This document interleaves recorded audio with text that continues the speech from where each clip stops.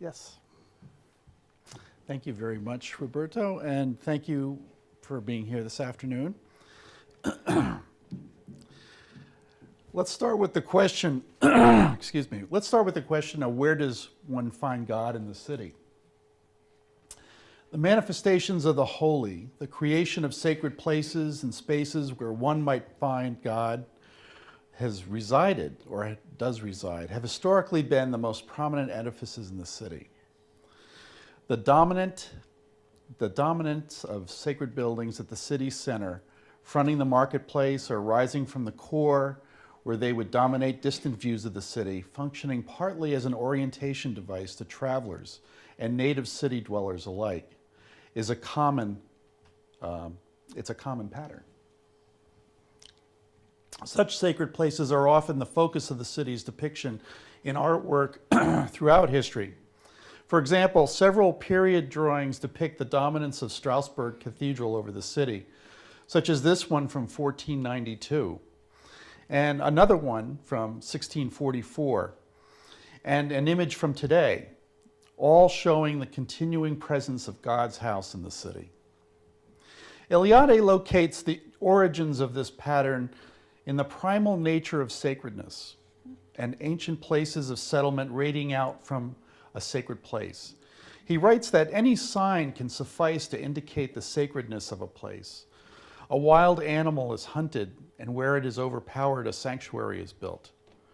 A domesticated animal might be released and pursued for days and sacrificed on the spot. Afterward, Eliade explains, an altar will be erected and a village will be built around the altar. God's house occupies the center. Today, in the secular city, the house of the Lord has lost its central dominance as a typical urban condition. But the pattern can yet be found. The Ave Maria Oratory, designed by Canon Design and constructed in the town of Ave Maria, Florida, is elevated. Whoa, wait. What happened here? The what? There we go. Okay. The Ave Maria Oratory, designed by Canon Design and constructed in the town of Ave Maria, Florida, is elevated on a stone plinth signifying sacred space and setting it apart from its surroundings. According to the building's architect, Harry Warren, the oratory is the community's spiritual and physical center. And on this plan, we see it right here. Located at the easternmost end of a 1,000-foot-long campus green, within an oval pedestrian plaza defining the town center, the oratory is at the hub of the major roadways and pedestrian paths uniting the residential and university communities. The plaza's oval shape, with all major roadways serving the town radiating out from it, reinforces the focal quality of the oratory and the underlying centrality of faith in the community's founding.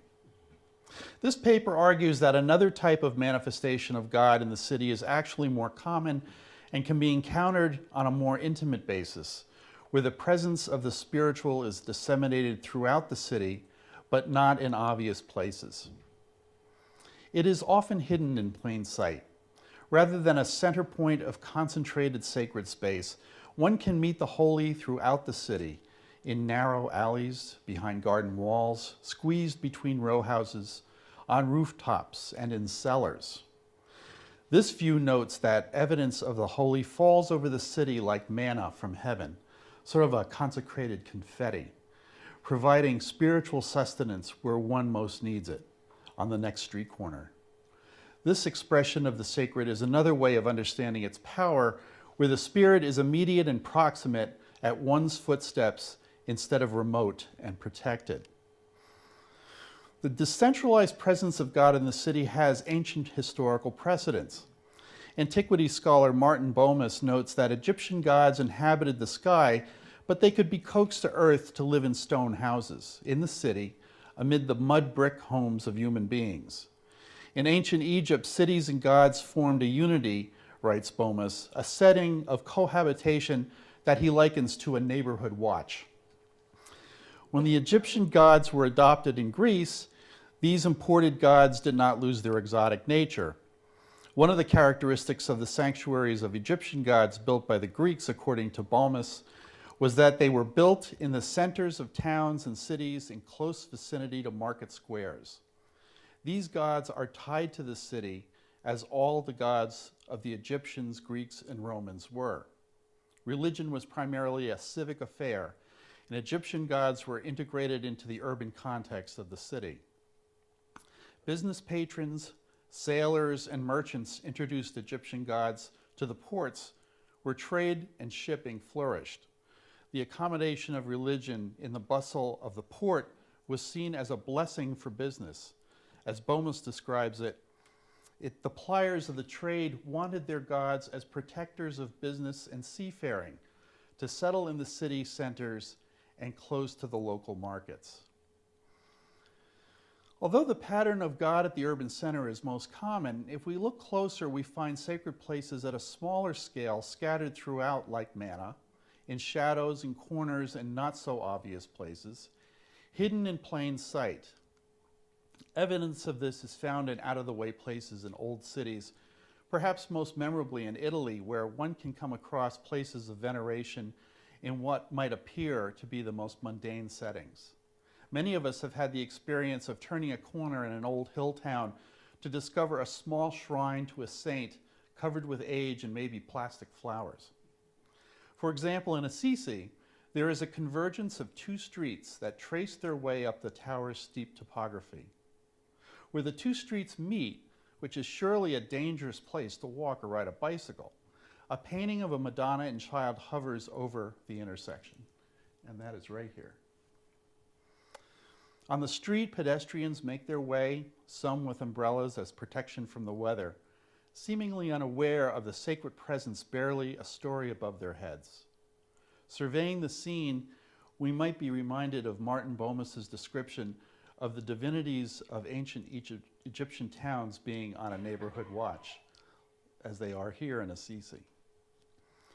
Half a world away and several cultures away in Calcutta, one discovers a similar scene along a busy road. A concrete altar painted red hugs the side of a building. On it are carefully placed triangular easels that present the images of Hindu deities printed on cards. Behind them are smooth rocks and stones with fecund shapes, perhaps symbolic of the fulsome gifts that one might implore the deities to bestow. At the center of the altar is a beat-up old metal box with its top slightly ajar to ease its removal in making an offering. But the larger context of this shrine is worth noting.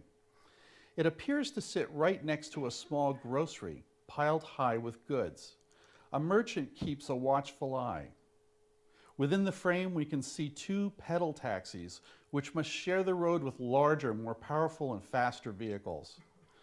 Balmus's description of merchants wanting their gods close by as protectors of business and the ferrying of goods through the city certainly applies to this contemporary urban tableau. The contemporary city provides a wealth of examples of how disseminated, decentralized, and hidden in plain sight the presence of the holy can be within the urban fabric. One of the most dramatic examples is found on a rooftop, actually not very far away from here, over Boston. The old Felder Healing Garden is part of the Massachusetts General Hospital Center for Outpatient Care, where people come for cancer treatments.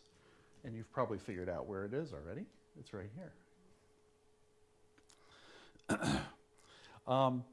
The 6,300 square foot garden was designed by Halverson Design Partnership in Boston, with Cambridge 7 associates as architects for the building. And it provides a comforting spirit created to provide solace and peace to those experiencing the trials of cancer treatment. It is a lush landscape on the 8th floor of the hospital, directly adjacent to the oncology department. We might describe this as a sacred place in the sky, with sculpture and water experienced as an oasis amid a city. One arrives at the roof garden through a small white structure that provides a protected space in inclement weather. The garden faces west towards the Charles River. The designers use natural materials such as teak, stone, and water, and lush plantings to give the garden a timeless quality. Granite pavers surround a central lawn, with smaller landscape pockets provide more private contemplative spaces. At the garden's edge, the designers created a glass balustrade that does not obscure views out over Boston. One can be alone here with millions of people in one's own sight. The entire city becomes a cathedral, and this healing garden is a chapel within it. In contrast to the exhilarating height of the rooftop healing garden, God's place can be found hidden from view under its surface. Such a space is St. Peter's Lutheran Church on Lexington Avenue in New York. The original church, constructed in the early 1900s, was demolished when the congregation sold its property so that the City Corp building could be constructed in the mid-1970s, with the provision that the new church be constructed beneath the office building. Designed by the same architect as City Corp, U. Stubbins, St. Peter's has a presence on the street corner through its pyramidal shape, right here, of course, which pokes up above the sidewalk as if it were the spire of an underground church. Its interior was designed by Vignelli Associates and is distinguished by works of art by Louise Nevelson, Dale Chihuly, and Kiki Smith. St. Peter's concealment beneath the sidewalks of New York is part of its surprise and its power as a sacred space. One might be shocked to realize, through the windows of this somewhat hulking, earthbound granite structure, a church spreads out below your feet. It is as if God has suddenly reached up to playfully grab your ankle. The city is filled with dark and hostile places. Train yards are among the most foreboding places of urban legend. But one can find evidence of the divine here too. The church Sunpu in Japan occupies a site directly adjacent a railroad yard in a gritty neighborhood. This Protestant church is on a corner between commercial and residential areas.